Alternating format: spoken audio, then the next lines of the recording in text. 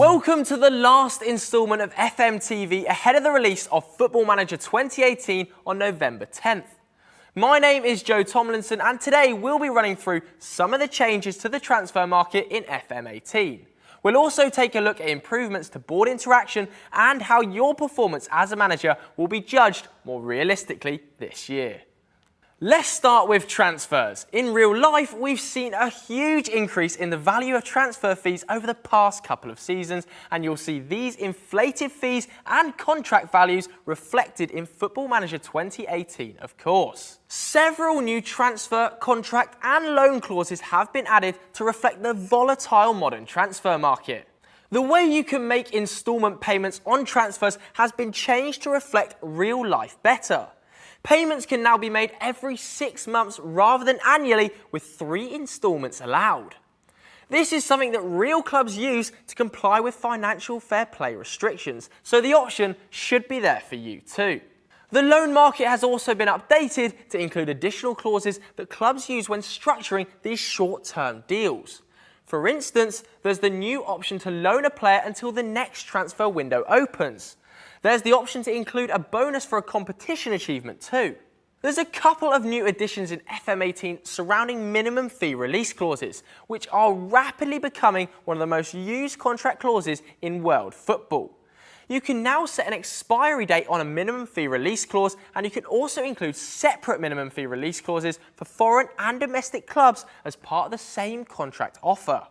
Whilst we're talking contracts, you can now have multiple types of the same clause in a contract. Want to specify salary changes for players after both 15 matches and 30? That's not a problem in FM18. These clauses are available for appearances and goal bonuses. You can also have multiple clauses in transfer offers. The AI managers will also make more intelligent decisions regarding transfers in FM18. They place a greater emphasis on a player's recent form when looking through potential signings, meaning that players that have had unexpectedly good seasons will be more likely to catch the attention of the bigger clubs, as has been the case in recent years in real life. The AI around squad building has also improved, with AI managers looking at both long-term and short-term needs for their squad, whilst the bigger clubs might only look at superstars and potential youth stars as long as they have enough homegrown players. They'll now look to recruit more players that can slot straight into the first team and move some of their existing first teamers down to rotation roles if necessary.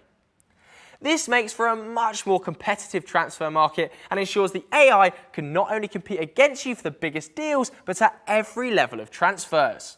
Another improvement on the AI in the game, and something that is used throughout the game by AI managers, boards, the media and the fans via social media, is the introduction of league performance tracking. This is a major new innovation in the way that your performance is judged throughout your career. Instead of just referring back to your club's expected finishing position at the start of the season, the new league performance tracking will take more contextual information into account to create a more three-dimensional picture of the season you've had. For example, if you find yourself mired in a relegation battle and lead your club to safety, you'll find your managerial support amongst the dressing room increase, and you may have more sway when making requests to the board. Your performance will also be talked about in the press and across social media, with journalists referencing it in news items, and fans will be more opinionated towards you on social media posts. So that's it from FMTV. All that remains now is to get stuck into Football Manager 2018 when it releases on November 10th. There are lots of other new and improved features that we haven't revealed yet, so keep an eye on the Football Manager Twitter account. Other features we've left for you to discover yourselves when you finally get your hands on the game. I've been Joe Tomlinson. Thanks so much for watching.